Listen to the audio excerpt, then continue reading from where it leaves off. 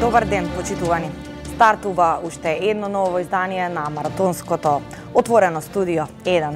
И оваа среда, како и секоја, се дружите со мене и мојот колега Владко Чаловски. Да, ова маратонско, информативно и забавно студио 1. Да видиме што е она што ќе огледаме денеска. Денеска, како и што е стандардна шема, го почнуваме студиото со сите оние извадоци од гостувањата во студио 1, како и во дневникот и во авторските емисии. Секако, па така ќе слушнеме еден мал дел од вчерашното гостување на универзитетскиот професор Борче Давидковски. Потоа ќе слушнеме исто така мал дел од директорот на Државниот завод за статистика Апостол Симовски, како и изјава од авторската емисија Правда и неправда на Гордана Довња, каде што гости беа Слободан Богоевски и Тодор Пиперковски. Ке слушнеме и, односно, ке имаме еден телефонски разговор со господинот Александар Цицимов во однос на Струмичкиот карневал, а потоа ке следат вестите во рамките на Студио 1. Следува околу 15:20 часот, ке се вратиме овде со Јана, ке разговараме со Љубиша Кондев, кој што е планински велосипедист, малку да разбиеме една друга тема овде во студиото и стандардно околу 15:40-45 се враќа колегата Дејана Доновиќ во студиото и фокусот е на случувањата во светот. Со Јана ќе се вратиме некаде околу 17 часот, а овој пат во студиото имаме тема која што верувам дека на другите барем телевизии ретко се обработува. Зборуваме со Звонко Херцег, кој што е вински експерт. Сите оние љубители на виното, бидете пред екраните околу 17 часот, бидејќи стартува првата специјализирана школа и винска едукација. Херцег ќе ни објасни малку повеќе околу тоа, пред да започне забавниот дел, а во забавниот дел веќе знаете, таа е стандардната шема, прво автобусот и Драган Вучиќ, па потоа ексклузив и на крај Сергеј Варошлија, пред повторно да се вратиме овде во отвореното студио, каде што ќе ве дружат колегите Борјан Јовановски и Ацо Кабранов, се извинувам, во 19:20 часот ќе го проследиме разговорот со министерката Рената Десковска, односно што ќе се случува со бомбите на СЈО. А во дневникот гостин Виктор Габер ќе зборува за имплементацијата на Преспанскиот договор. Во печат на неделата гости се Ризван Сулејмани, Ненад Марковиќ, Насер Зибери. Темата е ново министерство за нова политика и во 22 часот во отвореното студио кандидатот на владината коалиција, предводена од СДСМ и со поддршка на ДУИ, Стево Пендаровски, за на крај да ги проследите уште еднаш вестите со колешката Елена Джугумарова. Така е. Чаловски најави што се ќе содржи ова отворено студио 1, а ние стартуваме како и секогаш. Во продолжение ќе погледнеме и слушнеме еден извадок од вчерашниот разговор на колегата Чомовски, кој што го имаше со универзитетскиот професор Борче Давидковски. Интересна тема, насловена во сиромашна држава многу министри. Ова доаѓа откако беше најавено, односно отворено прашањето за формирање ново и можно уште едно министерство за политички систем. Главните прашања на кои што Давидковски како секако долго време универзитетски професор, меѓутоа и компетентен во однос на сите тие предмети за политички систем е дали воопшто ни е потребно. Беше малку скептик дека на толку мала држава има премногу министерства, премногу министри, па и премногу потпредседатели. Во продолжение гледаме дел од овој разговор. Првата реакција што произлегува, што е сосема баш ли мораше ново министерство? До кога ние нема да се соочиме со бараната парадигма, а тоа е што поевтина држава, што поконцентрирана државна управа, јасна јавна администрација наспроти гомазни министерство? Па мислам дека изгледа таква ни е судбината.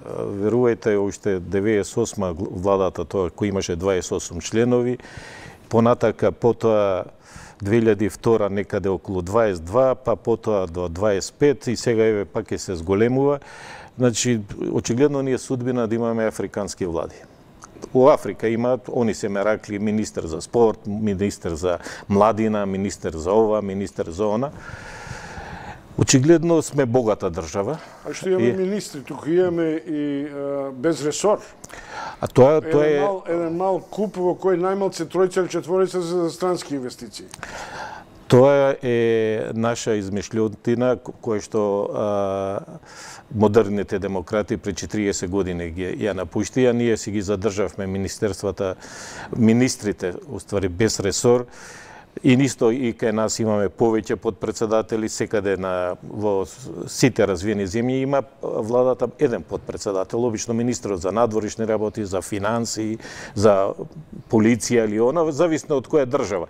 Но во главном еден подпредседател. Ние имаме многу исто така подпредседатели, имаме на ранг на тие што се подпредседатели беа на кои за евроинтеграција, наместо да направивме Министерство за евроинтеграција и кога ќе влеземе во Европа да престане, и ми ја направивме секретаријат. Па еве за рамковен договор, па ако го донесовме сега законот и со тоа да се заокружи имплементацијата на Охридскиот рамковен договор и амандманите, тогаш јас очекував тој секретаријат да се укине, а не да прерасне во министерство. Но што да... Тука има една специфика, дека кон ова министерство ќе се приклучат практично неколку управи и неколку сектори кои би требало да афирмираат и унапредуваат култура на припадници на заедниците во Република Македонија. Област која по дефолт излегува од владините ингеренции е составен дел на механизми кои негуваат и унапредуваат култура, јазик и така натаму. Зошто имаме потреба таква концентрација? Тие не се органи на управа. Тие не смеат да бидат под чадорот на Законот за организација и начин на работа на органи на управа од 2000-те, каде што во тој закон сега ќе се менува со двотретинско мнозинство, каде што мора да си најде свое 16-то место во министерство. Сега ние што направивме? Например, ние имаме во Македонија 32 инспектората, од кои 13 се легални по мене. Тие се токму во овој закон. Во рамките на министерствата, каде што има инспекторати, тие се нарекуваат државни инспекторати и така натака за труд, например. А имаме уште плюс 17 кои со мали закончиња, со лек специјалиси, како печурки екзистираат, а вршат исто така инспекцијски надзор. Еве, например, последниот закон што е за јазици, исто така има инспекторат. Тој не е во рамките на чадорот, покриено на рамките на системот на државна управа. Тоа се све органи кои што као печурки никнат од страна, без да бидат опфатени во единствена организација на извршната власт. Еве и овие сега што се разноразни агенции и управи што прават, кои што немаат никакви управни државни функции. Тоа за унапредување на култура и така натака, тоа не е класична државна функција. Ги измешавме многу лончињата и све у еден кош ставаме, а тоа го правиме за да имаме повеќе функционери. Токму тоа е идејата. Иначе тие би биле како обични институти или некои условно речено парадржавни или јавни служби или јавни установи кои што ќе го немаат атрибут на класичен државен орган со оние сите нишани каде што се знае кабинет, па функции, па платата да е на коефициент, да биде у прв ранг на буџет да прима средства, владата да го именува и така натака, да не зависи на конкурсите. Иако и конкурсите кај нас така условно речено се изигруваат. Се враќаме назад во живо, а гостин во вчерашниот централен дневник на 1 ТВ беше директорот на Државниот завод за статистика, господинот Апостол Симовски, кој што зборуваше за пописот кој што треба да се направи во 2020 година. Се отворија многу прашања, особено околу етничката графа, ќе има или нема да ја има. Слушаме краток дел од Симовски. Симовски конечно, без оглед дали поминало или не, се враќа етничкиот клуч. Да. Кои се критериумите, кои се решенијата, што ќе попишувате? Албанци, македонци, структура? Значи, ќе попишуваме се она што ќе се појави на терен. Значи, слободно изјаснувањето на секој граѓанин, тука нема никакви ограничувања. Се изјаснува слободно, согласно својата волја и без никакви притисоци од страна. Повторно ќе бидат мешани комисии? Попишувачки? Ќе има во одредени ситуации само, каде што е мешовито населението, за да овозможиме попишување на мајчиниот јазик на секој лице. Цело време Инаку нема она да имаме двојни попишувачи како стандард.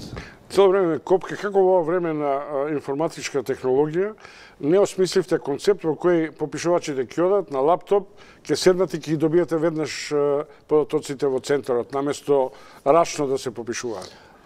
За да се оствари ваквата дигитализација, да. Прво потребно е да имаме добар адресен регистар. Значи тоа се уште го немаме. Работи Агенцијата за катастар на оваа работа, меѓутоа не е уште изготвен. И постојат уште неколку други моменти кои се битни, треба да имаме квалитетни, поголем број на квалитетни бази на податоци меѓу себе усогласени. Се работи и на таа проблематика. Министерството за информатичко општество вложува големи напори да се постигнат одредени стандарди во сите институции да се обединат тие бази на податоци, меѓутоа тоа бара време. Се надевам дека овој попис ќе биде последен во кој што ќе има теренска активност, дека наредниот попис ќе биде исклучиво базиран на податоци од регистри. Наредниот би требало да се остари вашата желба да нема етничка графа. Во овој момент не постои база на податок, регистар, каде што го има овој елемент, бидејќи тоа слободна волја и изјаснување. Не е тоа нешто што може да се документира. Можна ли е корекција на неправдата на жртвите од монтираните судски процеси изминативе години? Ова беше темата на вчерашната авторска емисија Правда и неправда на колешката Гордана Дувњак.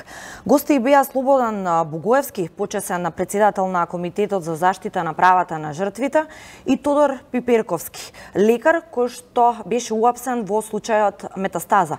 Ги дадоа своите видувања дали сега, неколку години после сите тие судски процеси каде што беа дел од жртвите, очекуваат дека конечно неправдата ќе биде исправена, иако за волја на вистината од она што беше кажано е дека се уште чекаат на ова. Во продолжение гледаме дел од овој разговор.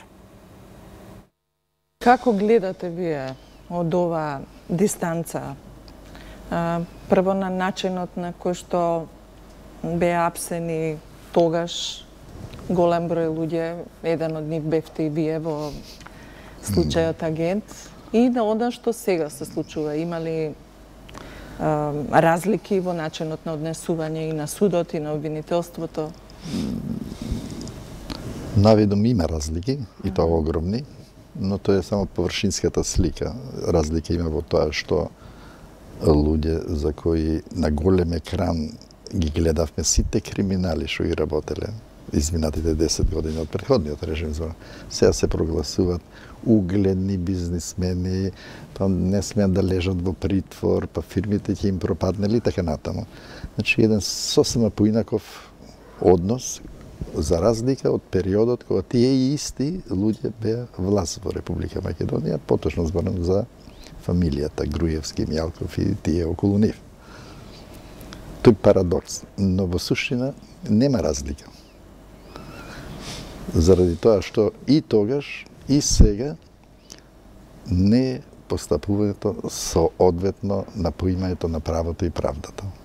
Постои инструментализација на органите на прогонот, на судството и во тој период, и сега. Гледате, и сега се одбива на голем екран тоа. Значи си продолжува владењето на скриената држава и се друго е забава за народ. Интересно беше што ние во почетокот нудевме доста вредност недвижности за да не одиме во притвор. Меѓутоа, не беше тоа прифатено од страна на судот. Во вториот дел, кога веќе се гледаше дека нема ништо од предметот, де факто ја очекував дека ќе бидам ослободен.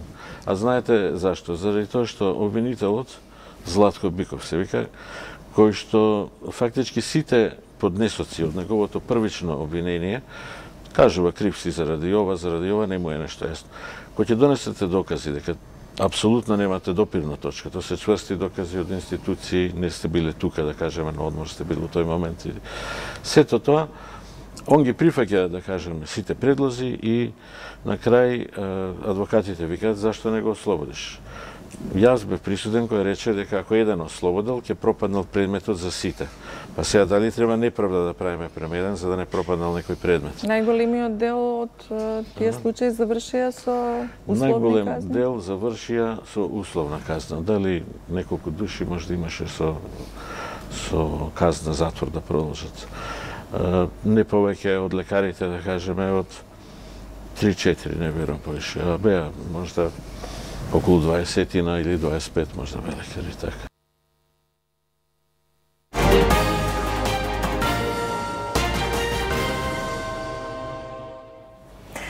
Да, и сега одиме на оно што го најавивме, односно една весела тема.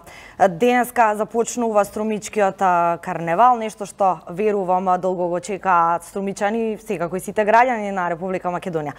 По тој повод во живо, односно телефонски, го имаме господинот Александар Цицимов, кој што е председател на одборот на Струмичкиот карневал. Господине Цицимов, доколку се слушаме, најпрво добар ден.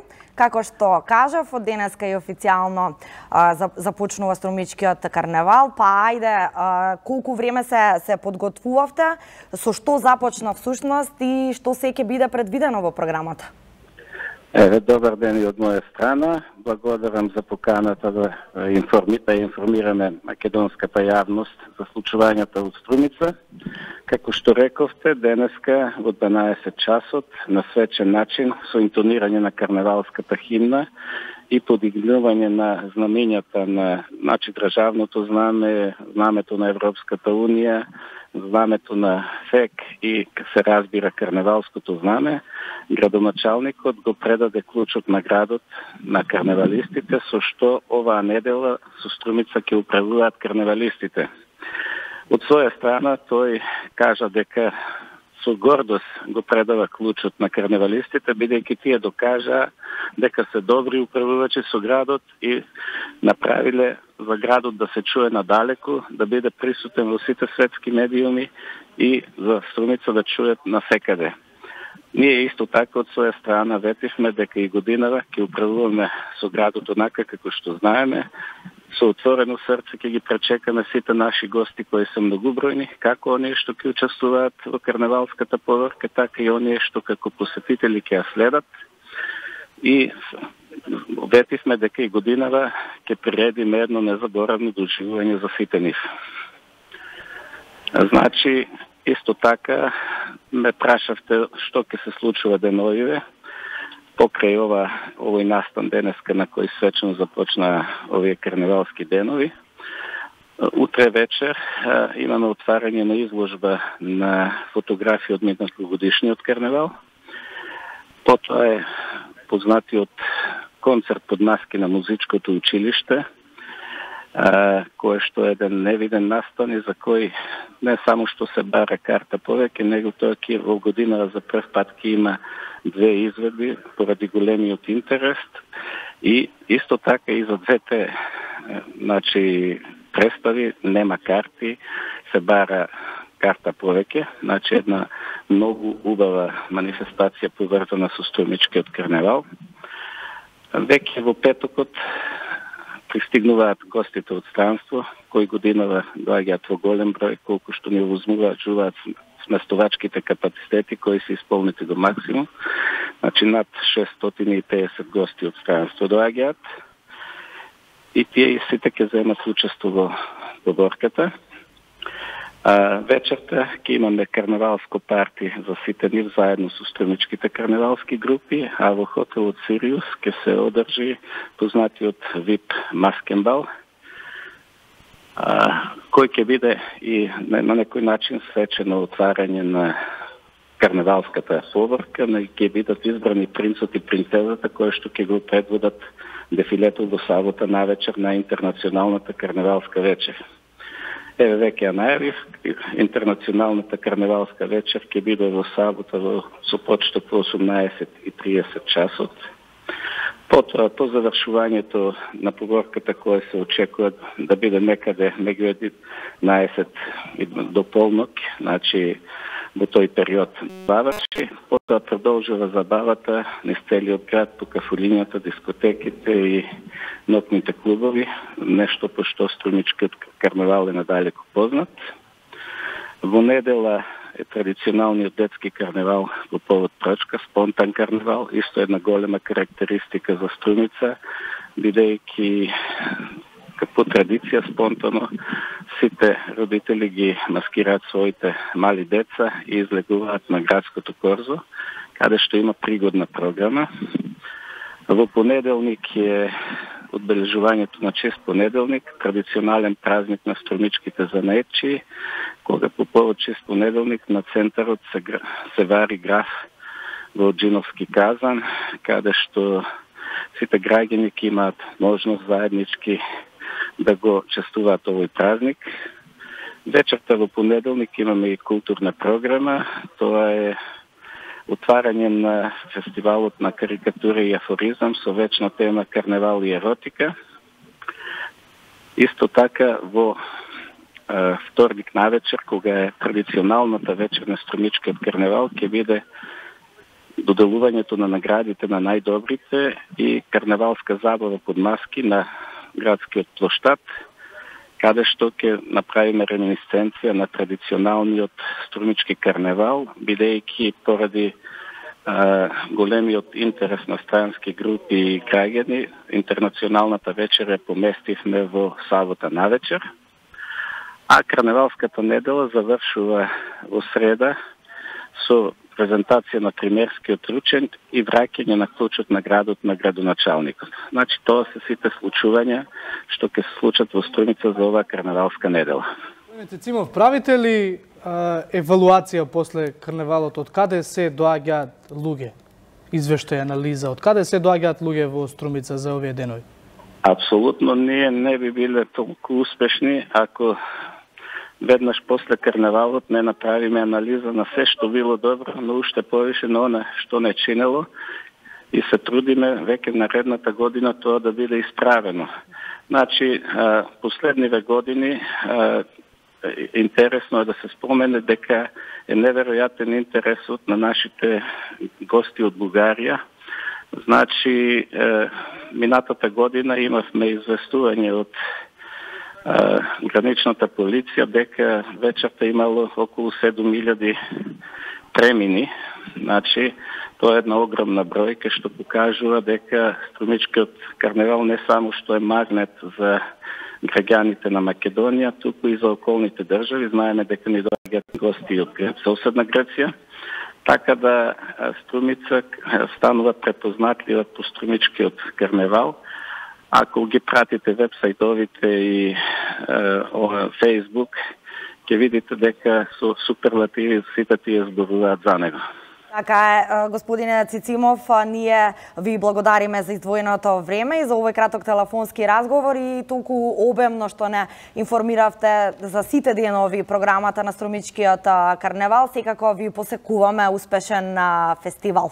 Па со впечатоците може би се слушаме. Здравје Боже следната недела. Да, благодарам и на вас за интересот и промоцијата која правите за Струмичкиот карневал. Ќе ни биде драго да бидете со своја екипа овде на Струмичкиот карневал, а јас ја користам можноста да ги поканам граѓаните на Македонија да помасовно да дојдат и да го видат струмичкото чудо, како ние го нарекуваме. Така е, ви благодариме. Уште еднаш ви благодариме за вашето јавување. Јана, јас и ти овде во овој прв дел завршуваме. Да, но како ќе го завршиме овој блок на отвореното студио 1? Ако да ставиме по една маска. Не, предлагам, мислам дека ќе има време. Да, ако слушнавме што ќе се случува во Струмица, ајде да видиме како е во Рио. Опа, ќе ги избратиме Струмица и Рио. Барем во студиото. Така ќе го затвориме прилогот на колешката Тијана Станковиќ за секако карневалот најуникатен, најединствен во Рио.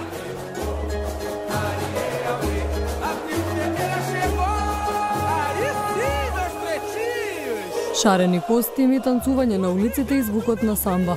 Најпопуларниот карневал на светот, карневалот во Рио, ги отвори вратите за милиони посетители од целиот свет.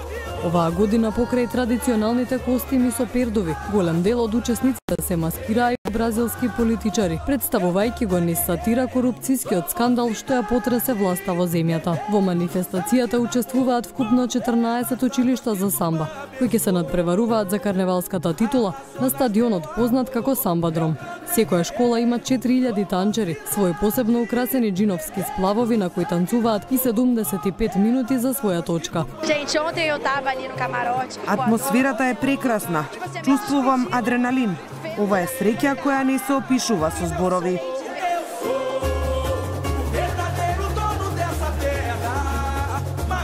Карневалот официјално започна во петокот со традиционалното предавање на клучот на градот на кралот на фестивалот, а ќе трае 6 дена со официјално затворање во четврток. Мешавина од африкански и европски музички традиции, бразилската самба потекнува од Рио де Жанеиро. Во земјата се појавила заедно со робовите донесени од Ангола, кои ги зеле своите песни и танци со нив, а ги нарекувале семба или самба.